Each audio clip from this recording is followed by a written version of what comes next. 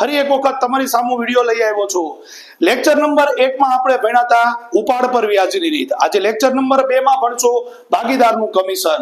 મારી કોશિશ એવી જ રહેશે કે મારા બધા વિદ્યાર્થી મિત્રોને બધું ઈઝી આવડશે, પણ તમને દરેકને એક નમ્ર વિનંતી છે કે મારી ચેનલને તમે ખાસ લાઈક કરજો, એને સબસ્ક્રાઇબ કરજો અને એને વધુમાં વધુ વિદ્યાર્થીઓને શેર કરો, જેથી લોકો ભણી શકે, વિદ્યાર્થીઓ ભણી શકે। 10 જૂન 2000 પછી આપણી જે ચેનલ છે એમાં એકાઉન્ટ અને સ્ટેટિસ્ટિક્સના દરેક ચેપ્ટરના નાના અને મોટા, આ ખાસ યાદ રાખજો, મોટા દાખલા પણ આપણે આ ચેનલમાં વિડીયો બનાવીને મોકલશું।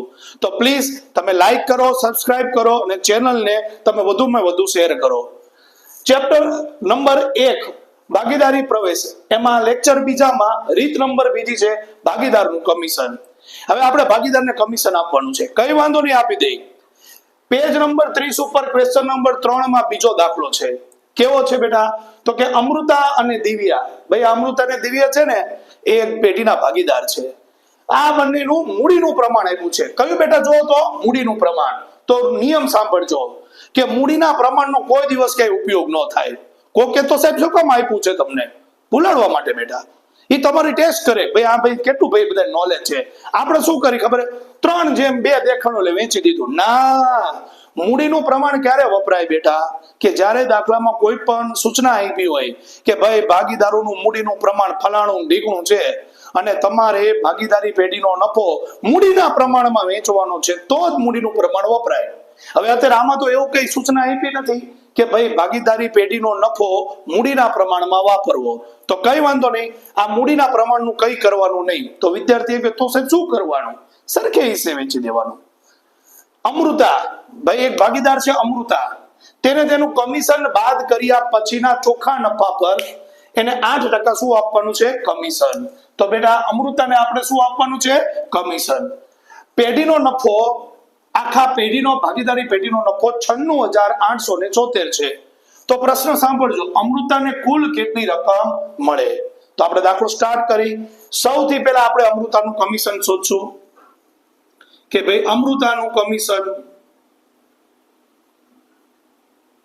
બરાબર પેઢીનો નફો ગુણ્યા કમિશનનો દર। હવે ધ્યાન આપજો બેટા, પેઢીનો નફો કેટલો છે? 96,874, એને ગુણ્યા કમિશન કેટલા ટકા છે? 8%। હવે બેટા યાદ રાખવાનું, હવે જો મોરી સર બોલે ને એ ખાસ સાંભળજો બેટા। તમને સ્પષ્ટ કીધું છે કે અમૃતાને તેનું કમિશન બાદ કર્યા પછીના નફા પર, ત્યારે તમારે એટલું યાદ રાખવાનું કે જ્યારે કોઈ ભાગીદારને તેનું કમિશન બાદ કર્યા પછીના નફા પર કમિશન આપવાનું હોય ત્યારે જે 100 હોય ને, કારણ કે પર્સન્ટેજ હંમેશા કેના ઉપર ગણાય? 100, એ 100 માં આ કમિશન એડ કરી દેવાનું। 8% હોય તો 8 કરી દેવાનું, 10% હોય તો 10 કરી દેવાનું, તો તમારો જવાબ આવ્યો 108 રૂપિયા।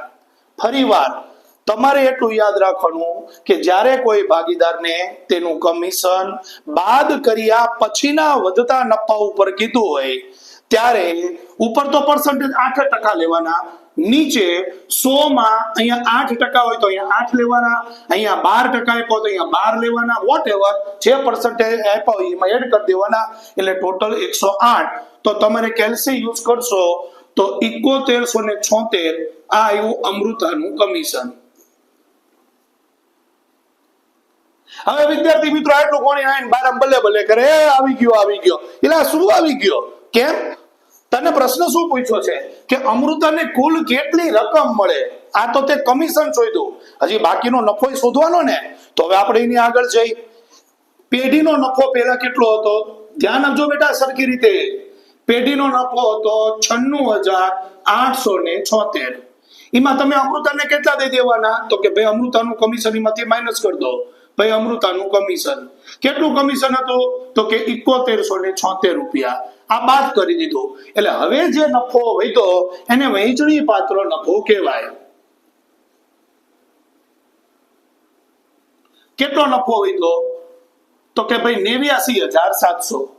હવે આ 89,700 નફો આ તો ભાગીદારી પેઢીનો નફો થયો, હવે કેટલા ભાગીદાર? તો કે 2. કોણ? અમૃતા અને દિવ્યા. તો આ નફો આપણે 2 ભાગીદારને દેવાનો. પેલું નામ કોણ? તો કે અમૃતા.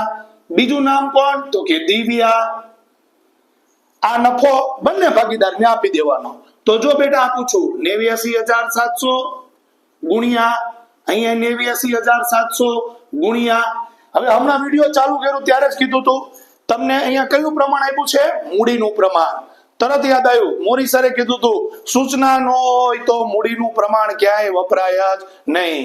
અને દાખલામાં નફા નુકસાનનું પ્રમાણ ન આપ્યું હોય તો સરખે હિસ્સે, તો આપણે આને સરખે હિસ્સે વેચશું.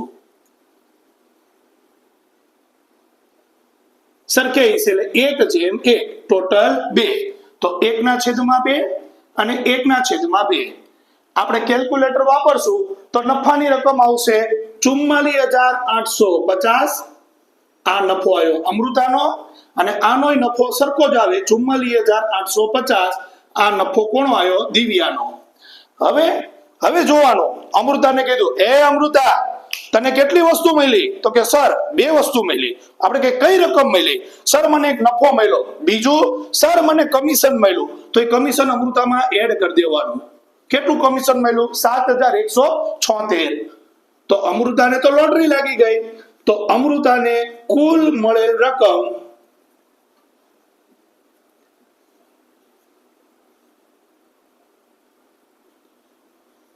52,026 રૂપિયા. અને હવે દિવ્યાની વાત કરી. દિવ્યા તને શું મળ્યું? સર મને નફો જ મળ્યો. તને કમિશન? ના સર મને નથી મળ્યું. તો દિવ્યાની કુલ મળેલ રકમ 44,850. તો હું આખો દાખલો ફરી એક વખત બોલી જઉં છું, શાંતિથી સાંભળજો. રીતનું નામ છે ભાગીદારનું કમિશન. કેવી રીતે બેટા? સૌથી પહેલા અમૃતા અને દિવ્યા એક પેઢીના ભાગીદાર છે. તેઓનું મૂડીનું પ્રમાણ, તો હવે લાઈટ થઈ ગઈ કે મોરી સરે કીધું તો મૂડીનું પ્રમાણ ક્યાંય વાપરવાનું નહીં. સૂચના આપી હોય તો જ વાપરવાનું. આ દાખલામાં સૂચના નથી તો મૂડીનું પ્રમાણ વાપરવાનું નહીં. અમૃતાને તેનું કમિશન બાદ કર્યા પછી નફા પર 8% કમિશન આપવાનું. ચલ પેઢીનો નફો કેટલો છે? તો કે 96,850. સોરી 96,876. મારી બોલ. કમિશનનો દર કેટલા ટકા? 8%. તો અહીંયા 8. હવે અહીંયા 100 માં 8 શું કામ ઉમેરા? કારણ કે તેને તેનું કમિશન બાદ કર્યા પછીના નફા ઉપર કીધું છે. જ્યારે કોઈ ભાગીદારને તેનું કમિશન બાદ કર્યા પછીના નફા ઉપર કીધું હોય તો જે ટકા એ કોઈ 100 માં એડ કરી દેવાના 108. તો કમિશન આવ્યું 71,76. હવે પેઢીનો નફો જે આવ્યો હોય 96,876, એમાંથી અમૃતાનું કમિશન 71,76 બાદ કરી દો એટલે વહેંચણી પાત્ર નફો 89,700. એના 2 ભાગ પાડ દો. અમૃતા અને દિવ્યા. મૂડીનું પ્રમાણ વાપરવાનું નથી. નનુનું પ્રમાણ ન આપ્યું હોય તો સરખે હિસ્સે 1/1, ટોટલ 2. તો આના ભાગે નફો આવ્યો 44,850. આના ભાગે નફો આવ્યો 44,850. મેં અમૃતાને પૂછ્યું, અમૃતા તને કેટલી રકમ મળી? તો અમૃતાએ મને કીધું સર મને એક નફો મળ્યો. બીજું બેટા તને શું મળ્યું? સર મને કમિશન મળ્યું. તો અમૃતાનો નફો અને કમિશન બેને મેં ભેગા કર્યા તો અમૃતાની રકમ મળી 52,026. દિવ્યાને પૂછ્યું, દિવ્યા બેટા તને શું મળ્યું? તો કે સર મને તો ખાલી નફો જ મળ્યો હોય. તને કમિશન આપ્યું? ના સર, જો આપ્યું હોત તો હું ઉમેરત. આપ્યું નથી. તો મારો જો વિડીયો ગમ્યો હોય, તમને મજા આવી ગઈ હોય તો દરેક વિદ્યાર્થીઓને નમ્ર વિનંતી કે પ્લીઝ લાઈક કરો, સબસ્ક્રાઇબ કરો અને મારી ચેનલ ઉપર ખાસ જોવાનું ભૂલતા નહીં.